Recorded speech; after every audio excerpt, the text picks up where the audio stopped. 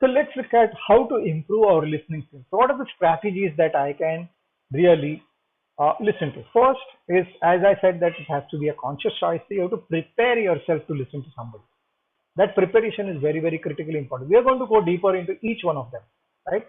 And make a conscious choice to listen. You don't have to listen to everything that is being said to you, but when it is important to you, when the situation becomes critical and important, make that conscious choice to listen. Just because you have ears doesn't mean that you listen. Taking notes is an I'm sorry. Taking notes is an important strategy. It tells people that you care and whatever you are saying is important to me, and that's why I don't want to miss anything out. And that's why taking notes becomes a brilliant way of showing people that you care and you are listening to them. Asking questions has been talked about in so many different topics, and it's a brilliant way of understanding the other person. Remember, in the connection module, we said that how to build the bridge of understanding. I have to build the bridge of understanding from that side to this side. So what is it that you want? Is if I offer you that, then I build a very strong relationship.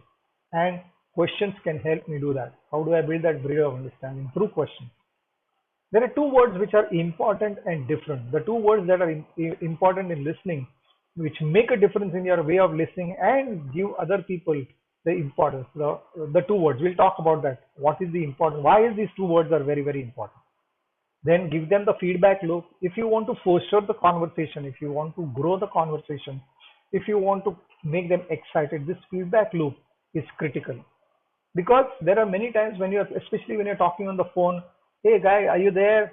Hi, hello, are you there? Can you, have you experienced that? When the person doesn't give you a feedback, I'm sorry. When the person doesn't give you the feedback, you don't know whether he's really listening. Thus, giving that feedback loop is very, very important. Listen to the body language. Body language gives away a lot of things, whether the person is going through some trauma, anger, what kind of emotion they're going through. And listening at two levels. It's so critical to listen the two levels of listening.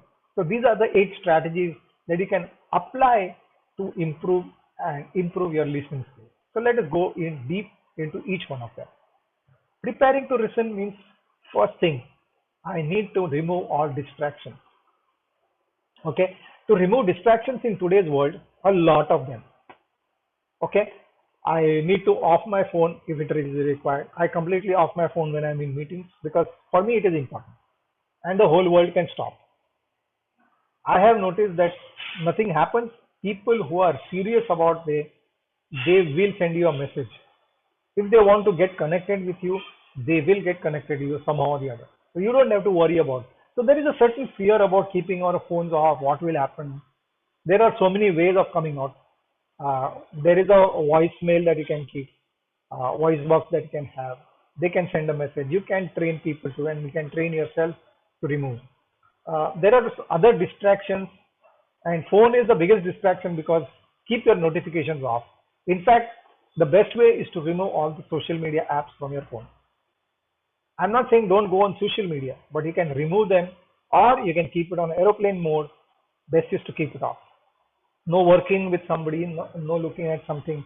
So when you want to listen, you have to remove all different kinds of distractions. Give them that focused attention. Okay. If you're working, make a note. When see there are times when you are working on something and somebody comes and disturbs you, and he wants to tell you something, or you get a phone call. You tell him that, hang on, let me make a note. Now, when you say that, let me make a note, the other person knows that you're working on something. So most of the time they will say that, okay, we can talk some other time later. And then you can talk some other time later, no problem. But in case if that is important for that person, he will say that, can you give me some time? So then make a note of where you're thinking or whatever you're working, make a point over there. So making that note when you're working, when you want to trans, you know, shift from doing work to listening somebody, then you don't want to leave your trail of thought. So that making that note at that point of time becomes critical. Make that effort of making that note. If you're especially you're working on the laptop, make a note, and this is where I was going. At least some point so that you know When you come back, you can carry it from wherever you started, wherever you left. The place and location matter. If you want control in the conversation, the neutral area is the best area. If you want something, if you uh, have it in your cabin, your office, not in somebody else's office. Depends, okay? There are some times when it is better that you use somebody else's office. Sometimes you have to use a neutral place. Sometimes you can use it your own cabin. So place and location matters. Imagine somebody wants to tell you something which, and he might or she might get emotional and you're sitting right there on the floor shop. What would happen? So be conscious about where you want to listen and the place that you want to listen to people. Okay. So if it requires, have a separate place, a neutral place where you can talk to people so that they can speak up. Sometimes, many times you have to learn to say not now. When people come and distract you, they come and barge in. You must have a strategy to tell them not now, boss. This is something which I have a deadline and I will have to meet that deadline. Learn to say not now. It's very important. Now, there are times when if you're working in your professional space, there are people who constantly have to meet you every day. Maybe you can have a fixed time for them so that you can manage those interruptions. Have three times in a day where tell them that 10 minutes and we open, you can come and ask me anything. Okay? It's like giving them signals that this time I'm open for listening, this time I'm not open for listening. So prepare, all these things will prepare you to listen. It will also show the other person that you are serious about your listening.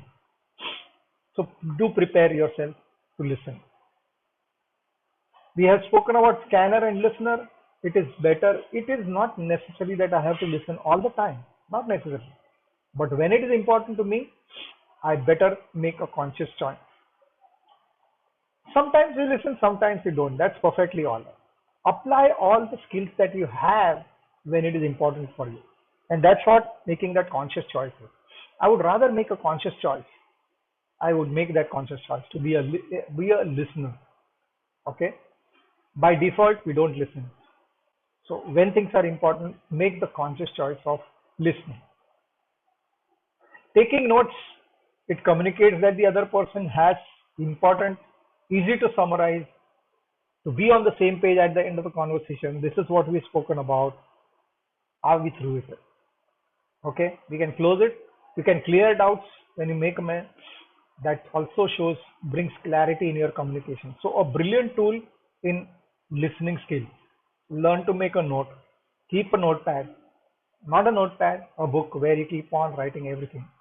I have this 100-page, I have this black book. Where is that one? It is there in my bag. Okay. All the things I will make note of it there. So make notes.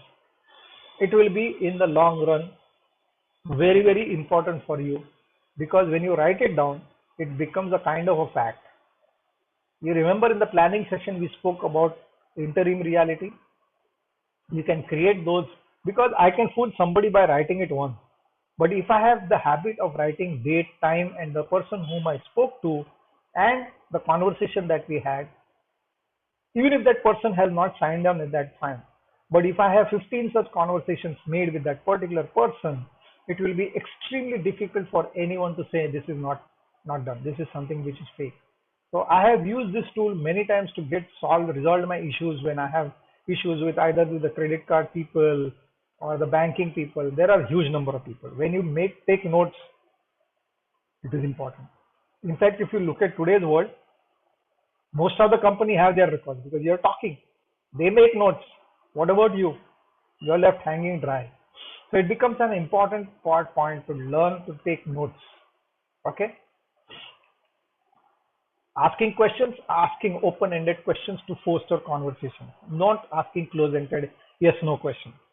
Makes no sense. So your questions should be such, and this question technique, you have to develop the art of asking that right question so that it makes the other person talk. It's not easy to make other people talk. You have to generate that trust in that person before that person, especially if it is something which is conflict management, if it is something personal, for anything, they have to trust you. So ask them that, give them that right environment and make them ask them questions so that they can talk more. It keeps the conversation alive. It helps you understand what is going on with the other party. It will propel you to reality and to find out what is the interest and need of that person.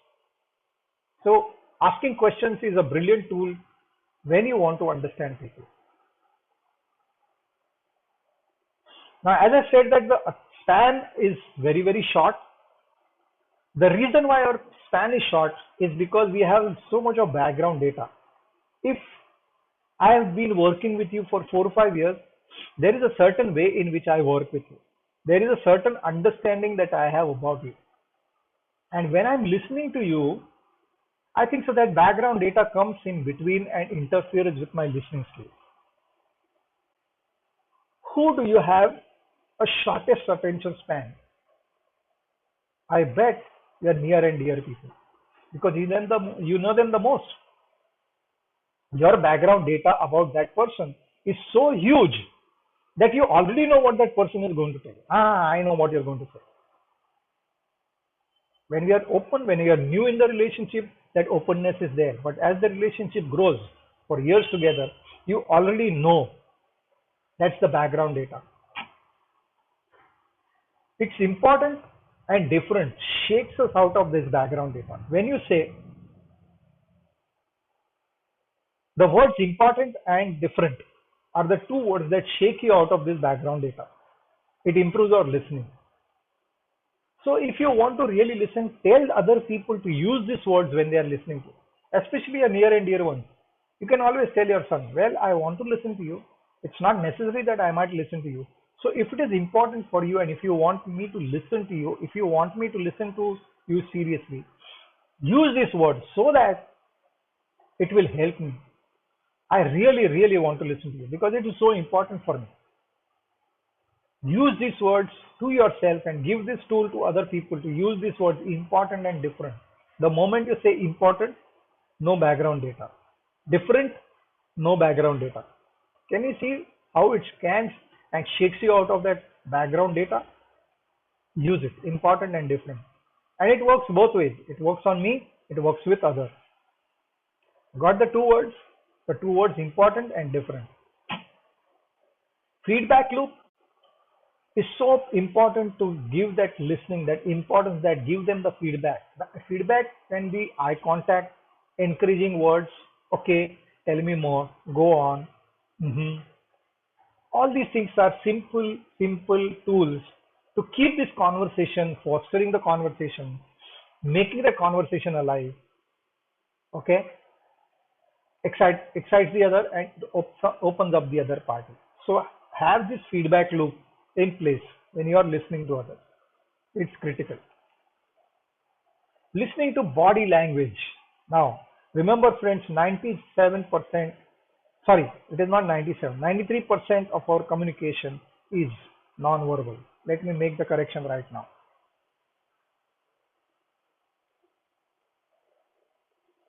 93% of our communication is non-verbal. Body language tells us so much about people. It tells you volumes about that person. But you must practice body language. It's not that simple, but huge amount of information can be got just by the way the person walks into your cabin, the way he sits, the way he holds your hand, the shake hand.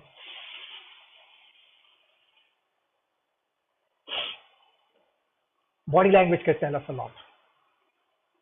You have to maintain positive body language with yourself. I can't be sitting like that. Okay.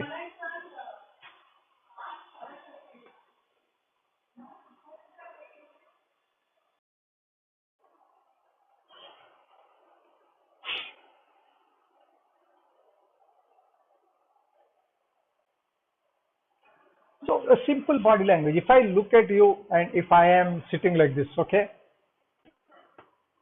would you like to talk to me? I'm not, but now I'm moving close towards you. I'm asking you questions. I'm taking notes. I'm giving you the positive feedback. Just try it out. What happens to you, friends? Okay? A simple nod. Simple yes. Okay. Go on. I'm listening. Okay? Be aware of their body language and you can steer the conversation. Remember, good communication when your eyes listen and your ears see. That's when complete communication happens. This is a master stroke in listening. Okay? You have to learn to listen to people. There are two levels of listening. One is the content, that is what is being said to you, and one is the emotional tone of that. So one are the feelings that's at the background, it's not in the forefront. So first level is content. What is the data, the facts, the words that are being said. The second level is the emotional tone.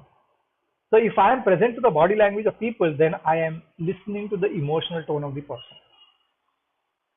I remember once I had gone to give a presentation to an uh, MD of a company.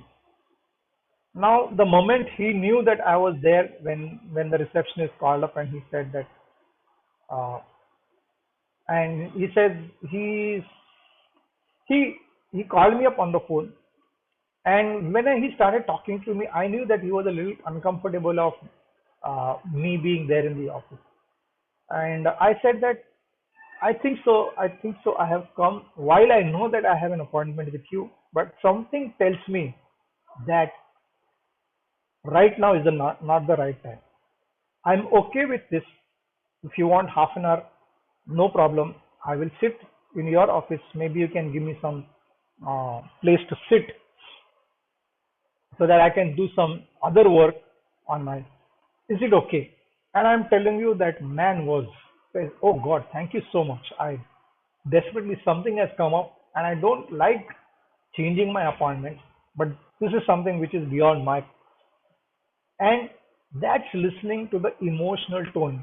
The person may not be in physical presence, but this skill is critical in listening. Listen to the content and listen to the emotional tone. This requires a lot of practice. So, there is a way of practicing this and how to practice this. So, there is something called cornerstones of listening. What is cornerstones of listening? That means every day morning you get up and decide that today I will listen through friendship and stand in friendship and listen to people and see what happens to you. Next day, stand in love. Third day, stand in irritation. Try to use positive this thing obviously because it will help you. If you stand in negative this thing, you will have negative impact. But you have to try it out. So have different cornerstones and try practicing listening through different cornerstones. For 1 month in my leadership training, we were asked to do this exercise, and that's a massive, massive way of practicing listening through the cornerstones. And something amazing will happen. Rather than me telling it to you, I want you all to experience it and come back to this video and take this exercise, the cornerstones of listening. One day, friendship. Second day, love. Third, peace. Then something else. Then something else. For 7 days, take something. Constantly remind throughout the day that today is my day of listening through friendship. Then, next day, my listening through love. Third day, through peace, through contentment, whatever works for you. Write it down. Make notes of what is your experience and please come and share in the chat box below this and write down what is your experience when you start listening to people through these cornerstones of listening. Truly a magnificent tool for you to practice your listening. One simple tool which I want to give you is start repeating what the other person says in your mind, and you will be able to reproduce whatever that person is saying to you, so that we don't add something, we don't have any prejudice, we don't, it will take all the don'ts taken care of. So as people are saying something to you, start the habit of repeating what they said in your mind, what exactly the same word. So exactly the same word, no addition. Okay, it's a real huge practice that you have to do. But if you do it, listening will not be a problem. Listening is challenging to prove simply because it's a state of mind and not only a skill. I need to take control of myself, and that's why it is a state of mind and not really a skill. You can't grow or make changes for your life if you are not listening. Because I'm not only listening to others, I have to listen to myself also. It's not about listening only to others. You got to listen to what is being said to yourself. You have a lot of things when you say some things to yourself. We have spoken about the word internal dialogue, right? So listen to yourself, as make that habit of listening to yourself, right? Remember that listening leaders are today's demand. Be one. Thank you.